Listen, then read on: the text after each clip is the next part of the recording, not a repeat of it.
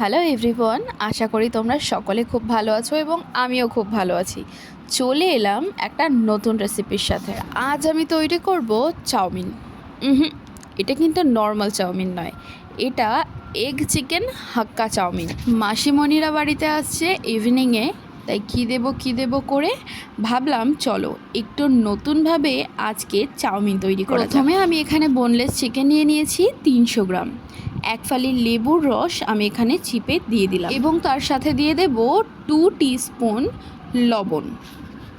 লবণ দেওয়া হয়ে গেলে দিয়ে দিতে হবে 1 টিস্পুন হলুদ গুঁড়ো এবং পরিমাণ মতন লঙ্কার গুঁড়ো। আমি এখানে লঙ্কার গুঁড়ো দিয়েছিলাম 2 টিস্পুন। আর একদম সামান্য পরিমাণে দিয়ে দিতে হবে আদা এবং রসুন পেস্ট, এবং সাথে দিয়ে দিয়েছি এখানে 2 টেবিল স্পুন কর্নফ্লাওয়ারের বদলে তোমরা চালের তৈরি আটাও দিতে পারো। ভালো করে মেখে নিয়ে ম্যারিনেট করতে হবে প্রায় 10 মিনিট মতন। ম্যারিনেশনের সময় এটাকে ফ্রিজে রাখার দরকার নেই, নর্মাল টেম্পারেচারে রাখলেই যথেষ্ট। আজ পুরো রেসিপিটাই তৈরি হবে ইন্ডাকশানে, তাই আমি ননস্টিকের একটা কড়াই বসিয়ে দিয়ে তার মধ্যে হাফ কড়াই জল দিয়ে 1 টিস্পুন লবণ এবং 1 টিস্পুন হলুদ গুঁড়ো দিয়ে দিয়েছি। জলটা ফুটে আসবে এবং আমি ইন্ডাকশানটা বন্ধ করে দেব, কারণ চাউমিনটাকে ফোটাবার কোনো প্রয়োজন নেই, শুধুমাত্র 5 মিনিট ভিজিয়ে রাখলেই যথেষ্ট। এর থেকে চাউমিন মাঝে মাঝে গলে যাওয়ার সম্ভাবনা থাকে, সেটা একেবারেই হবে না। তোমরা যারা বাড়িতে নর্মাল চাউমিন তৈরি করো তাদের ক্ষেত্রেও এই টিপসটা তোমরা এটা মেনটেন করো, দেখবে চাউমিন কখনো গলে যাবে না।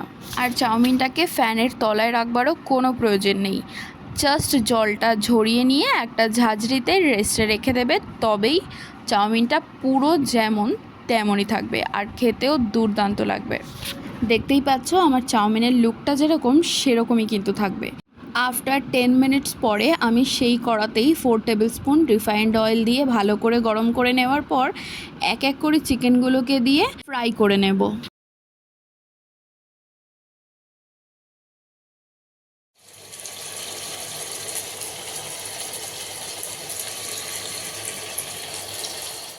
এখানে আমি 3টে পেঁয়াজ এবং 4টে কাঁচা লঙ্কা নিয়ে নিয়েছি।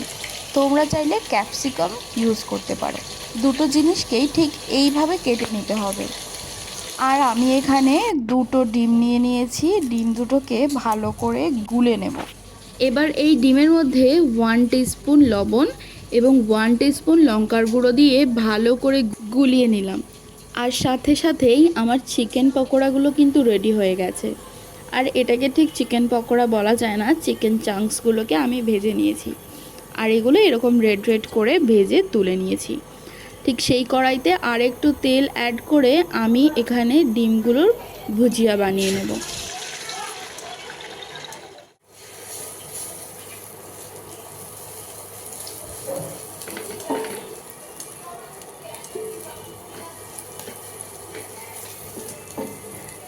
কড়াইতে আবারও সামান্য পরিমাণ রিফাইন্ড অয়েল দিয়ে আমি পেঁয়াজ এবং লঙ্কাটাকে দিয়ে দিয়েছি আর সাথে এখানে 2 টিস্পুন লবণও অ্যাড করে দিয়েছি এবং এখানে দিয়ে দেব হাফ টিস্পুন হলুদ গুঁড়ো।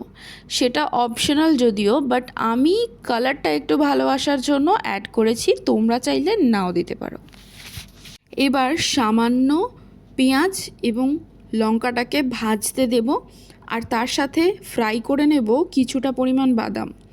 এটাও অপশনাল, আমার পার্সোনালি খুব ভালো লাগে সেই কারণে আমি এটা দিয়েছি, তোমরা চাইলে স্কিপ করতেই পারো। এখানে দিয়ে দিলাম বেশ কিছুটা পরিমাণে কেচাপ এবং অবভিয়াসলি টমেটো কেচাপ অ্যাড করেছি, তোমরা চাইলে সয়া সসও অ্যাড করতে পারো, আমার কাছে ছিল না তাই আমি সেটাকে স্কিপ করে গেছি।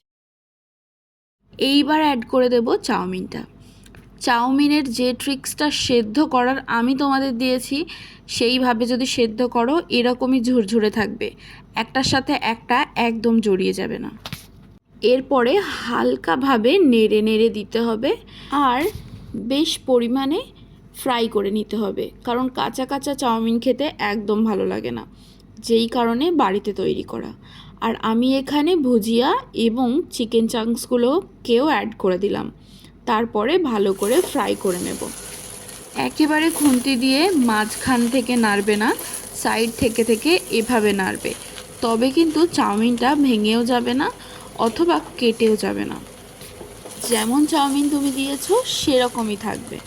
আর এটাকে রেড করে ভেজে নেওয়া আমার হয়ে গেছে। এবার আমার এগ চিকেন হাক্কা চাউমিনটা সার্ভ করার পালা।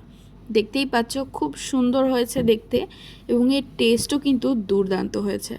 বলেইছিলাম তোমাদের বাড়িতে মাসিমণিরা আসছে, তাই সবার জন্য চাউমিনটা সার্ভ করে দেব। ঠিক এইভাবে চাউমিনটা তোমরাও তৈরি করে দেখো, খুব ভালো লাগে খেতে। আমি সার্ভ করে দিয়েছি, যেটা কিনা অবশেষে আমার নিজেরই ভাগে পড়েনি। প্রত্যেকবারের মতন বোনকে দিয়ে প্রথমে টেস্ট করিয়ে ভিডিও ক্লিপ নিলাম। আজকের মতন এখানেই, টাটা।